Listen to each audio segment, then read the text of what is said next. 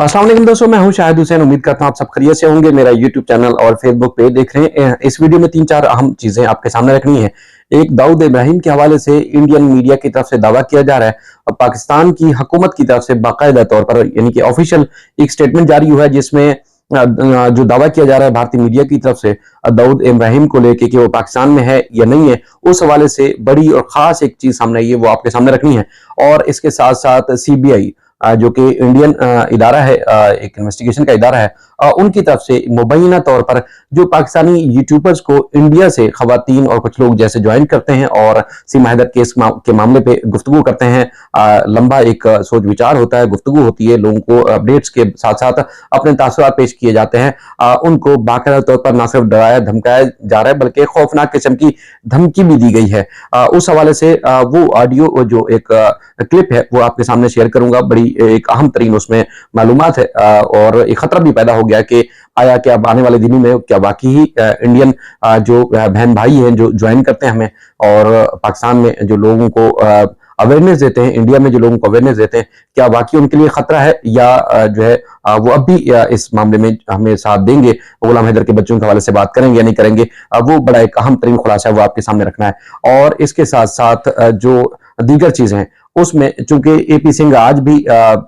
भूले भटके तो नहीं बल्कि जानबूझ के आप उसको जानवर कहें, डंगर कहें, एक इंसानी रूप में एक भेड़िया कहें, कुछ भी कह सकते हैं, उस आदमी के ऊपर फिट आएगा। वो बंदा आज जो है वो सीमा के घर यानी कि सचिन के घर पहुंचा हुआ था दोबारा, और जिस तरह की गुफ्तगू की गई है उस हवाले से कुछ अहम चीजें, खास चीजें वो आपके सामने रखनी है। सबसे पहले हम बात करते हैं वो चीज आपके सामने रखते हैं जो दाऊद इब्राहिम के हवाले से एक दावा किया गया है। दाऊद इब्राहिम के हवाले से दावा ये किया गया है कि दाऊद इब्राहिम जो है काफी अलील है, बीमार है, और पाकिस्तान की जो हॉस्पिटल्स हैं कराची में वहां पर जो है वो जेर इलाज है, यानी कि उसकी ट्रीटमेंट चल रही है, बीमार है, उसका जो है वो यहाँ पे इलाज किया जा रहा है। दाऊद इब्राहिम के बारे में चूंकि वो इंडियन एजेंसीज को मतलूब है, वो एक बहुत बड़े गैंग का जो है वो एक बड़ा सरकर्दा जो है वो रुकन भी समझा जाता है, यानी कि एक बड़े चीजों को ऑपरेट करने वाला, और कई उसके ऊपर फिल्में बनाई गई हैं, कई जो है वो बार इंडिया ने तहफुजात का खदशात का इजहार किया है। वो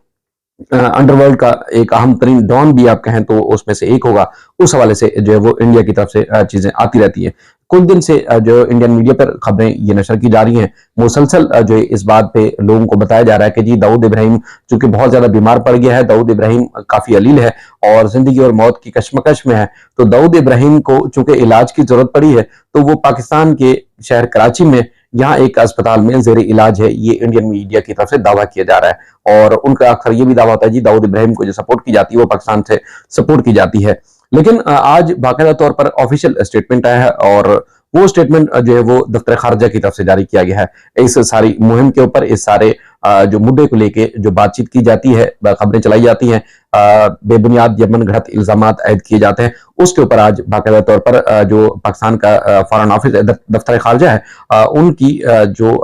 स्पोक्स पर्सन है उनकी तरफ से बताया गया है। उनका ये कहना है जी देखें, ये जो ममताज जहरा बलोच है, उन्होंने कहा जी भारत चूंकि पहले भी ईयू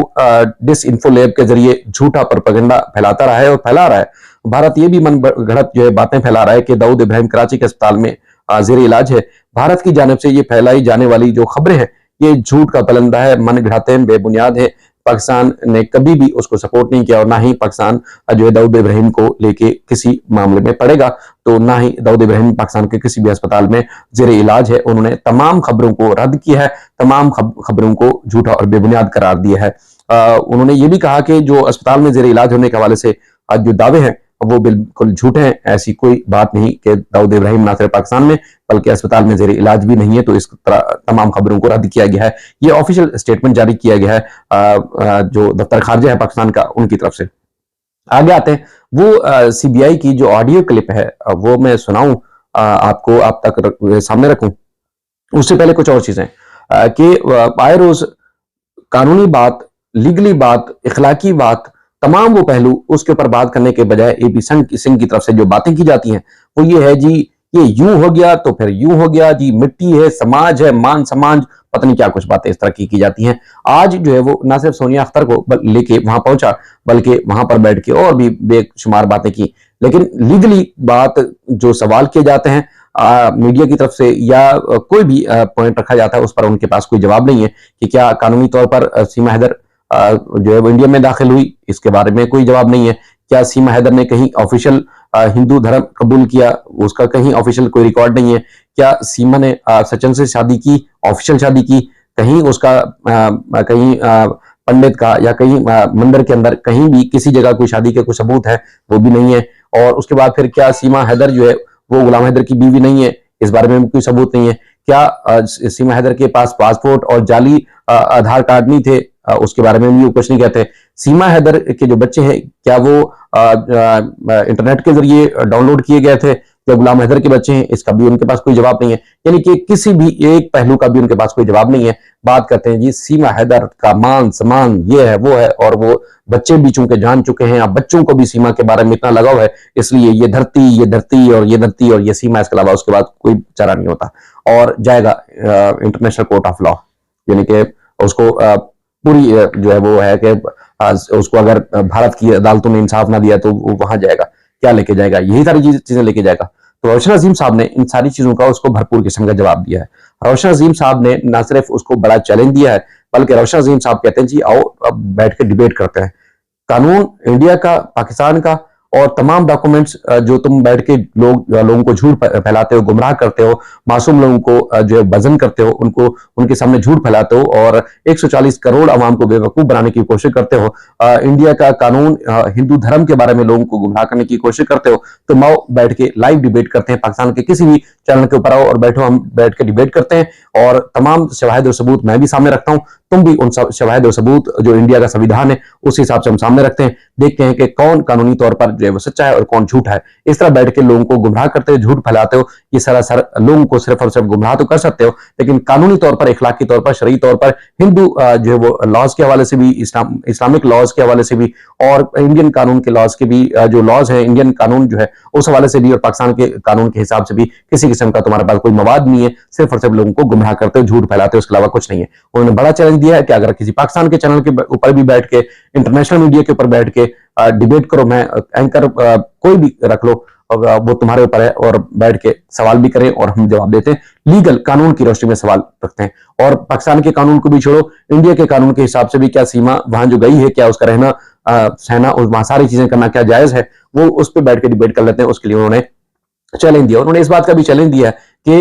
इंडिया की जो कोई भी बड़े मीडिया की जिसके ऊपर तुम्हें एतमाद हो कि हाँ ये मीडिया जो है न्यूट्रल है, या ये मीडिया जो है एपी सिंह के जो मौक़िफ़ है उसकी तायीद कर रहा है, तो वहां पर बैठो, वहां पर बैठ के डिबेट करते हैं। ये भी उन्होंने बात की है और उन्होंने चैलेंज दिया है। अब एपी सिंह के ऊपर है कि एपी सिंह ये इस चैलेंज को कबूल करते हैं, या पहले की तरह जिस तरह दुम दबा के भाग जाते हैं, क्या वाकई दुम दबा के भाग जाएंगे या उस चैलेंज को कबूल करेंगे। बाकी आपको पता है कि 100 मुंह 100 बातें, बैठ के अगर किसी तरह भी बात करनी है, लोगों को गुमराह करना है, और इस तरह जो है दो लेडीज को, चूंकि उसके पास तो खिलौना बनी हुई है, एक बांग्लादेश से और एक पाकिस्तान से, और उसके बाद फिर उनका ये भैया सैया सब कुछ बना हुआ है, और उसके बाद फिर वो जो है लोगों को बैठ के गुमराह करता है। इसके अलावा कानूनी तौर पर उसके पास कोई मवाद नहीं है, और वो औरतें दोनों इसके हाथों में खेल रही हैं।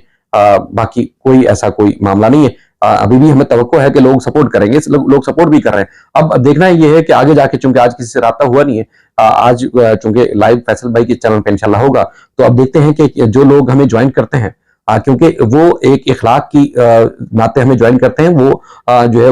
वो लोग इंसानियत के नाते, 4 बच्चों के नाते ज्वाइन करते हैं कि ये बच्चे मुस्तकबिल उनका खराब हो रहा है, वहां फंसे हुए हैं बच्चे, अपने मुल्क में वापस जाए। लेकिन पता चला है कि कुछ लोगों की तरफ से धमकियां मौसूल हो रही हैं, और वो धमकियां दी जा रही हैं सीबीआई की तरफ से।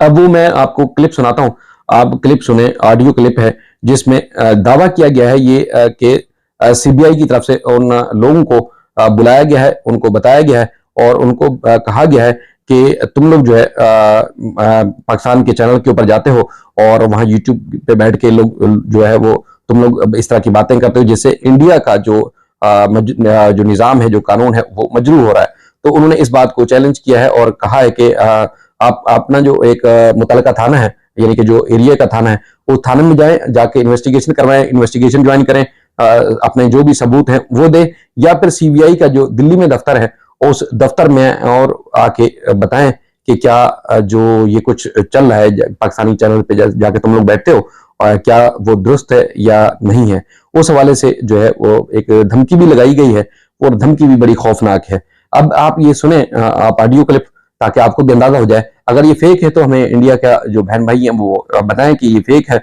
बिल्कुल ये झूठ नहीं है। और अगर ये सच है तो ये बड़ा खौफनाक है कि इंसानियत के नाते एक लोग जो है वो बिला खौफ खतर, बिला तफरीक वो ज्वाइन करते हैं और बैठते हैं और माशरे की बात करते हैं, माशरे की भलाई की बात करते हैं। वो पाकिस्तान के खिलाफ नहीं बात करते, हम इंडिया के खिलाफ नहीं बात करते, हम नेशन के खिलाफ नहीं बात करते, हम उनके मजहब धर्म के ऊपर कोई बात नहीं करते, ना वो किसी धर्म के ऊपर बात करते हैं। सिर्फ और सिर्फ तमाम उन इंसानी पहलुओं के ऊपर बात होती है जो बच्चे गुलाम हैदर के फंसे हुए हैं। तो आप सुने ये इतना खौफनाक बात फैल क्यों गई है, इतना खौफनाक बात हो क्यों गई है,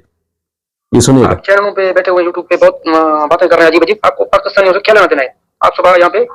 दिल्ली हेडक्वार्टर सीबीआई सेंटर आ जाए, या तो अपने करीबी सेंटर पुलिस स्टेशन में जाए, वहाँ आपका चेकिंग होगा, इंक्वायरी होगा कि आपका क्या मकसद है। अगर थोड़ा भी गड़बड़ लगा ना तो फिर आप वहाँ आपको घुसा देंगे कि आप दोबारा नजर नहीं आओगे इंडिया में। अब मैं थोड़ा सा इसको शायद आप ना सुन सको, एक दफा दोबारा सुने। चैनलों पे बैठे हुए यूट्यूब पे बहुत बातें कर रहे हैं अजीब अजीब, आपको पाकिस्तानियों से क्या लेना देना है। आप सुबह यहाँ पे दिल्ली हेडक्वार्टर सीबीआई सेंटर आ जाए, या तो अपने करीबी सेंटर पुलिस स्टेशन में जाए, वहाँ आपका चेकिंग होगा कि आप इंक्वायरी होगा कि आपका क्या मकसद है। अगर थोड़ा भी गड़बड़ लगा ना तो फिर आप वहाँ आपको घुसा देंगे कि आप दोबारा नजर नहीं आओगे इंडिया में। तो ये अगर हकीकत है या झूठ है इसकी वजाहत आनी चाहिए, और इसके बारे में तफसील आनी चाहिए सामने। अब हम भी यही इस वीडियो के जरिए भी रिक्वेस्ट करते हैं कि जो भी भाई का ये पैगाम है, सीबीआई का पैगाम है, तो उनसे कहेंगे कि वो अपने इंडिया के जो एक कंट्री का तशख़्ख़ुस है, उनका जो इमेज है वो खराब करने के लिए नहीं आते। उनको हम इज्जत एहतराम देते हैं और वो सिर्फ और सिर्फ इंसानियत के नाते हमसे बात करते हैं। बाकी उनका किसी जो पॉलिटिकल इश्यूज है उसमें कोई लेना देना नहीं है। जो इंडिया से पाकिस्तानी वो ज्वाइन करते हैं, और हम पाकिस्तानी भी इंडिया के अगर कुछ लोगों के साथ बैठ के हम तासुरात का इजहार करते हैं तो इसमें पॉलिटिक्स या मुल्क को इन्वॉल्व नहीं करते, हम इंसानी हकूक और इंसानियत के ऊपर बात करते हैं। इसके अलावा कोई और ना उनका कोई मकसद है, ना ही हमारा कोई मकसद है। अपना ख्याल रखिएगा। अल्लाह हाफिज।